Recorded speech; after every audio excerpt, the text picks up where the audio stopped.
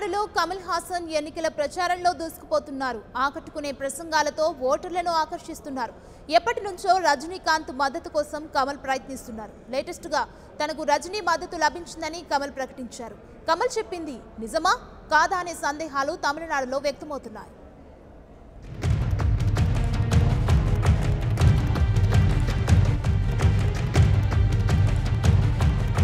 నటుడు కమల్ హాసన్ స్థాపించిన మక్కల్ నీతిమయ్యం పార్టీ ఈసారి ఎన్నికల్లో తమిళనాడులో పోటీ చేస్తోంది. అన్ని లోక్సభ స్థానాలతో పాటు ఉప ఎన్నికలు జరిగే అసెంబ్లీ స్థానాల్లో కూడా ఎంఎన్ఎం పార్టీ అభ్యర్థులు బరిలో నిలిచారు. పార్టీ అధినేత కమల్ హాసన్ తమ పార్టీ లోక్సభ అసెంబ్లీ అభ్యర్థుల తరపున రాష్ట్రంలో సుడిగాలి పర్యటనలు చేస్తున్నారు.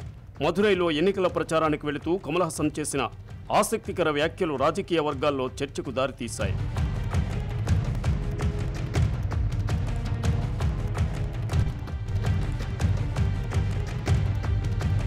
నటుడు రజనీకాంత్ కూడా మక్కల్ మద్రం పేరుతో ఒక పార్టీని స్థాపించారు.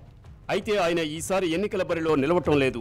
ఈ నేపథ్యంలో తన పార్టీకి రజనీకాంత్ మద్దతిస్తే బాగుంటుందని కమల్ హాసన్ అనేక సందర్భాల్లో పేర్కొన్నారు. రజనీకాంత్ అలా మద్దతిచ్చే అవకాశాలు లేవని తమిళ సినీ రాజకీయ వర్గాలు భావిస్తూ వచ్చాయి. అయితే రజనీకాంత్ తన పార్టీకి మద్దతిచ్చారని కమల్ హాసన్ తాజాగా ప్రకటించారు.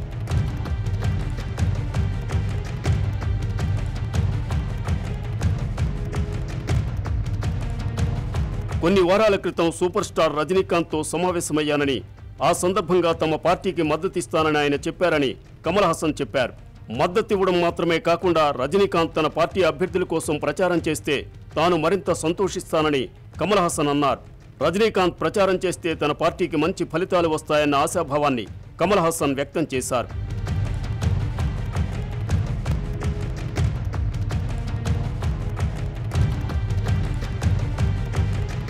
రాష్ట్రంలోని ప్రధాన పార్టీలు ఓటర్లకు నగదు పంపిణీ చేస్తున్నాయని కమల్ హాసన్ ఆరోపించారు.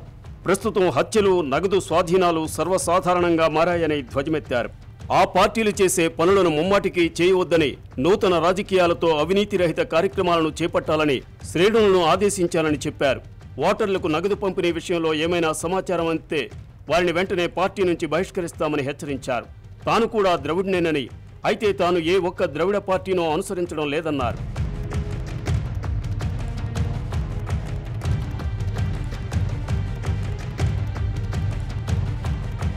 రజనీకాంత్ తన పార్టీకి మద్దతిచ్చారని కమల్ హాసన్ చెబుతున్న మాటలను తమిళ రాజకీయ వర్గాలు విశ్వసించడం లేదు.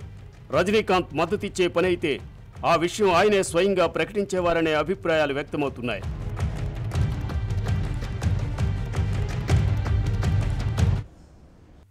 For more updates, please subscribe 99 TV Telugu.